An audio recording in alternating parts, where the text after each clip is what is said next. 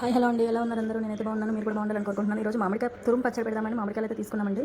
చూస్తున్నారు కదా, 3 మామిడికాయలు తీసుకున్నాను. పై పొట్టు తీసేసుకోవాలండి ఇదంతా. మామిడికాయ ముక్కలు కట్ చేసి మిక్సీ జార్లో వేసుకున్నానండి. ఇందులోనే ఆడిచిన కారం ఒక 2 స్పూన్లు వేస్తున్నాను. ఒక 2 స్పూన్లు ఉప్పు అండి.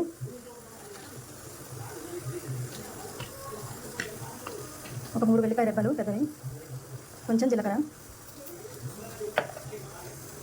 వాటర్ పోసుకొని మిక్సీ అనేది పట్టేద్దామండి. ఇప్పుడు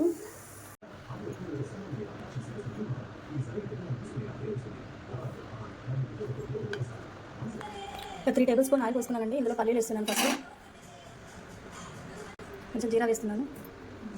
ఒక 2 ఎండుమిరపకాయలు తుంపి వేసుకుంటున్నాను. కొన్ని ఆవాలు వేస్తున్నాను.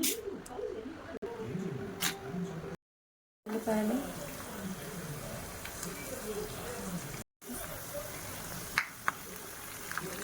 పసుపులో వేసానండి.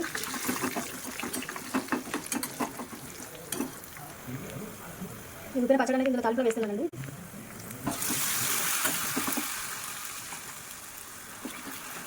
ఇందులో వేసి పచ్చిపాసం పోయేంతసేపు కొద్దిసేపు వేయకుండా అయిపోతుంది.